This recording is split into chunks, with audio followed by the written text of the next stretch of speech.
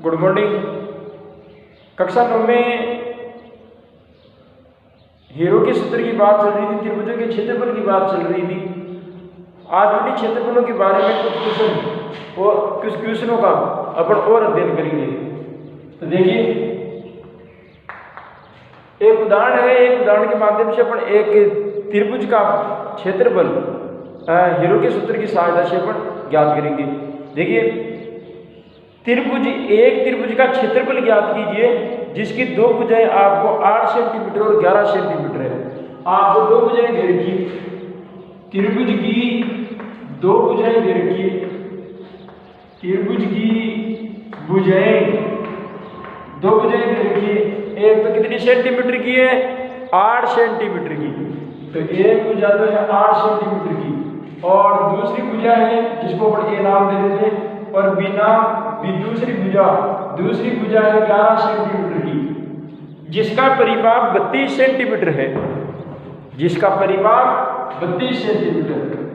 तो परिमाप जो है वो 32 सेंटीमीटर है। तो इस त्रिभुज का अपने को क्षेत्रफल ज्ञात करना है। क्या ज्ञात करना है? क्षेत्रफल। अब देखिए, क्षेत्रफल ज्ञात करने के लिए हमारे पास में यहाँ पर तीसरी भुजा नहीं है। क्या हमारे पास में तीसरी भुजा नहीं है? तो तीसरी भुजा अपने को ज्ञात करनी पड़ेगी। और तीसरी भुजा ज्ञात करते हैं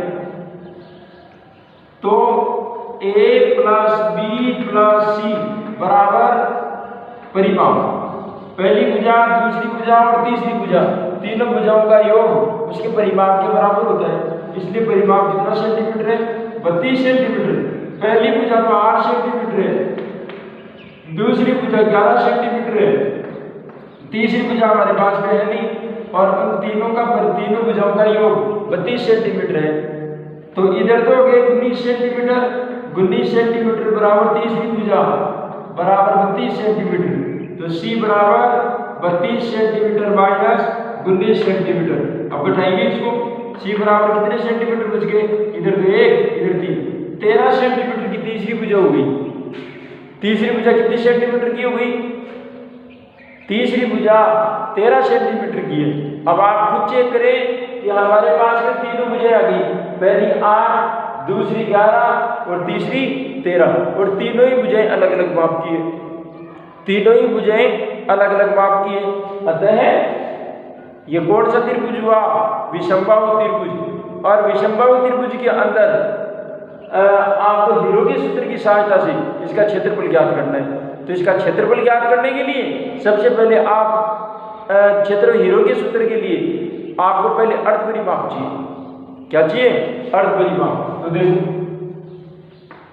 पहले त्रिभुज का अर्ध परिमाप निकालो, और त्रिभुज का अर्ध परिमाप का सूत्र होता है जिसको अर्ध परिमाप को ऐसे शो करते हैं, पहली भुजा, दूसरी भुजा और तीसरी भुजा को जोड़ो और 2 का क्या दे दो? भाग। 2 का क्या दे दो? भाग दे दो। तो देखो, अर्ध परिमाप बराबर पहली भुजा तो 8 सेंटीमीटर, दूसरी 11 सेंटीमीटर और तीसरी 13 सेंटीमीटर आ गई। तीसरी कितनी सेंटीमीटर आ गई? 13 सेंटीमीटर आ गई। तो अर्ध परिमाप कितना हो गया? वो देखो, इधर 32 सेंटीमीटर हो गया इनका टोटल कितना हो गया? 32 सेंटीमीटर। तो 32 सेंटीमीटर भाग 2, 16 सेंटीमीटर का अर्ध परिमाप हो गया। 16 सेंटीमीटर का क्या हो गया? अर्ध परिमाप हो गया। अब इसी अर्ध परिमाप की सहायता से, हीरो के सूत्र की सहायता से आपको इस त्रिभुज का क्या ज्ञात करना है? क्षेत्रफल ज्ञात करना है। तो देखो, तो हीरो के सूत्र से क्षेत्रफल, हीरो का सूत्र, और हीरो का सूत्र है क्षेत्रफल ज्ञात करना है हीरो के सूत्र की सहायता से। तो हीरो का सूत्र कहता है स्क्वायर रूट अर्ध परिमाप, अर्ध परिमाप में पहली भुजा, अर्ध परिमाप में दूसरी भुजा और अर्ध परिमाप में तीसरी भुजा घटाओ। अर्ध परिमाप में तीसरी भुजा घटाओ। देखो, अर्ध परिमाप आया था 16 में पहली भुजा 8, 16 में दूसरी भुजा 11 और 16 में तीसरी भुजा 13 थी, तीसरी भुजा 13। हल करो साहब इसको, 16 के 16 गुणा 8 गुणा 5 और गुणा 3 गुणा 3। अब इसका विस्तार करते हैं आप। देखो, अब इसका विस्तार करें 16, 2 दूनी 4, 4 दूनी 8, 8 दूनी 16। अब आ जाओ 8 का 2 एकम 2, 2 दूनी 4 और 4 दूनी 8, 5 के 5 और 3 के 3। अब चेक कर लो किस किस के जोड़े बन रहे। 1 2 3 4 5 6 7। अब 7 के तो जोड़े बनेंगे नहीं, 6 के बनेंगे। 6 के कितने जोड़े बनेंगे? 1 2 और 3, 3 जोड़े बनेंगे। 3 जोड़े बनेंगे तो 1 2 और 3, और बाकी जो बच गए सबको रूट में रखेंगे। रूट में रखेंगे 2 × 5 × 3, 2 × 5 × 3, ये रूट में रह जाएगा। आगे देखो अब 2 दूना 4, 4 दूना 8, 8 रूट 5 दिया 15 और 15 दूना 30। इसका मतलब इसका क्षेत्रफल हो गया 8 रूट 30 सेंटीमीटर स्क्वायर। इसका क्षेत्रफल हमेशा सेंटीमीटर स्क्वायर में आता है, तो इसका मतलब इसका क्षेत्रफल जो हो गया वो कितना हो गया? 8 root 30 centimetre square. 8 root 30 centimetre square. अगला देखिए एक सवाल और है। एक त्रिभुज की भुजाओं का अनुपात, एक त्रिभुज की भुजाओं का अनुपात है 2:5:7। 3:5:7। ये भुजाओं का आपको अनुपात दे रखा है 3:5:7, और इस त्रिभुज का आपको परिमाप दे रखा है 300 मीटर का। परिमाप दे रखा है 300 मीटर का। अब देखो परिमाप 300 मीटर का दे रखा है, तो पहले तो भुजाएं निकालो।